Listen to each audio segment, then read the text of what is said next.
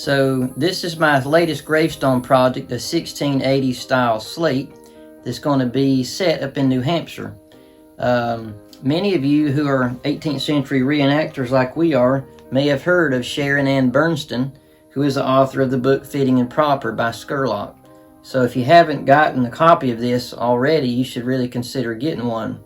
And has tons of pictures and great patterns based off of original examples, which is what, of course, we all like to see. Sharon and her family wanted a period-style stone, and this stone in particular is a copy of ones from New England in the 1680s. So 1680s gravestones were very short, as you can see here, very chunky. And so this will go into the ground up till this line right here. So it'll be a short stone, as were those from the 1680s and 90s. For those of you who don't know me, I've been carving slate gravestones for over 20 years now, only with chisel and mallet. I draw each letter by hand, and I carve each letter in each element by hand. No stencils, no templates, no computers, just the way it's been done since antiquity.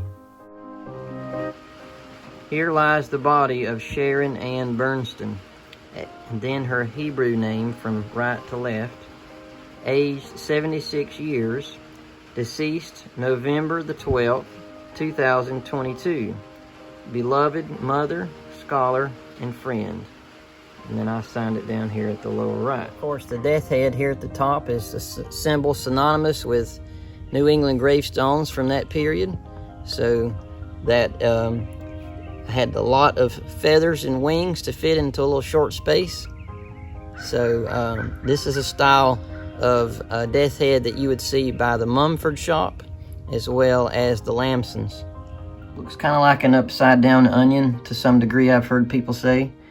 But I love the death head, and especially the wings, because the wings are engineered by the New Englanders to catch light. I mean, that's what it does. Those wings catch a lot of light, give you a lot of nice contrast with the light and shadow. So this stone I carved with a chisel and mallet, completely by hand. No stencils, no templates. I drew each letter by hand with a pencil, and even in the case of the Hebrew, I used a reed style pen, which I'll show you a little bit more about in just a minute.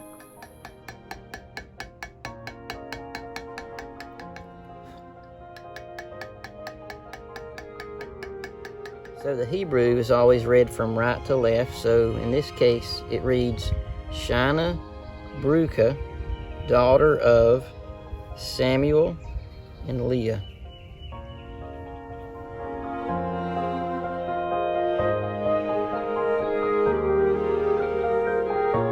In the 1680s and 90s, ligatures were quite common on gravestones to help save line space. So I tastefully added a few of those to give more of the flavor of the period. So we have the first one here in the H and the E, sharing the same stem here.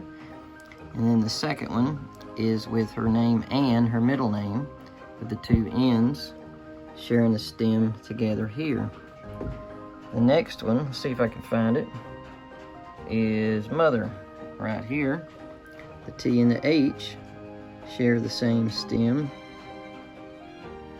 And then lastly, the N and the D in friend, they also share the same stem.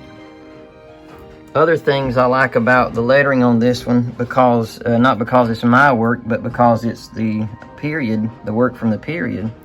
The 6 looks very interesting, but that's how they carved their 6s in the 1680s.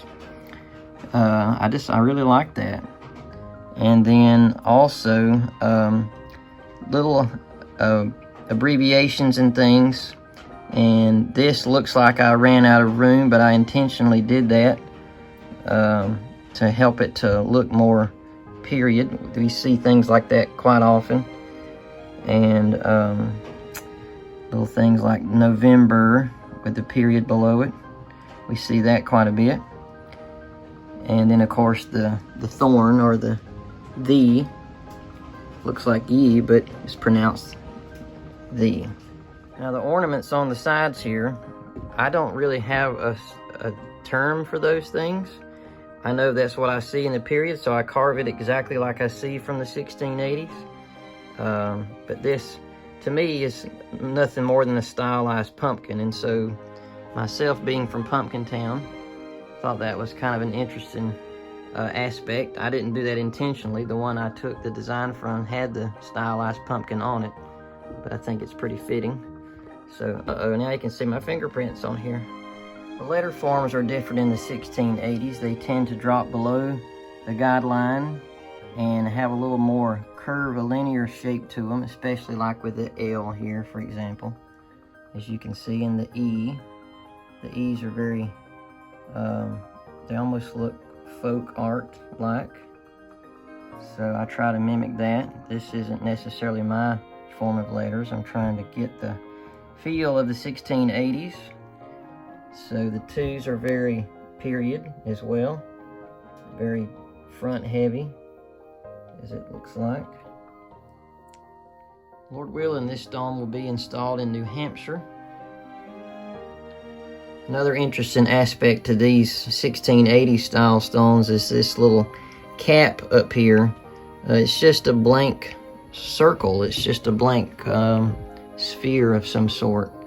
I see that quite often, so I think that must have been the precursor to the target looking design later on. And I gave it a little bit of a curved top and a little bit of a bevel, just for aesthetics and to keep the water rolling down it as they would have back in the 1680s.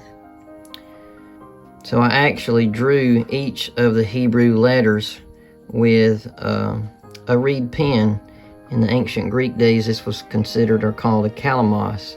So I studied a little bit of ancient Greek, and I used my kalamos to do the Hebrew letters, which I'm pretty sure they would have used back in the ancient days as well.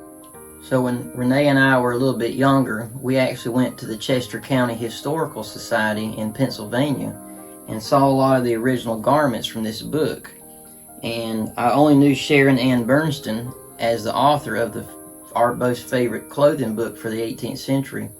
And so later on in time, we met her through Facebook and dialogued with Sharon at times, a couple times a year about different questions and things.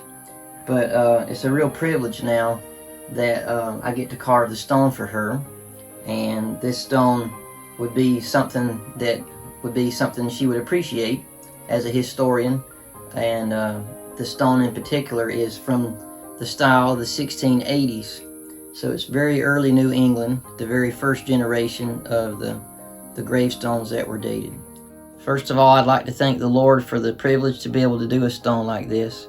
I'd like to thank the family for giving me the opportunity to do a stone like this for Miss Sharon. And to me, this is a type of stone that I really enjoy doing. And being as a historic example, I really enjoy doing the early style New England slates. And so a stone like this with a death head especially is very poignant, and one that I know especially a lot of people will appreciate. So if you like 18th century gravestones, please consider subscribing and giving us a like, and leaving a comment below and tell me what type of gravestones you like to see out in the graveyards. I'd like to thank Keith Racine for this picture, who is the one that set the stone, and Dr. Ada Murray, who is the daughter of Sharon and who sent me these pictures with the stones that she placed at the bottom and on the top of Miss Sharon's stone. It's an ancient Jewish tradition, and as you can see in the background, the other Jewish stones in the cemetery also have stones on them as well. So if you knew Sharon, or you knew someone who knew Sharon, or you especially were interested in the book, or have friends that were, please share this video with them if you would. And I hope that this will bring more information out and to get more publicity for Sharon's book, as well as for all the work that she did for us here in the 18th century living history community. Thanks for watching.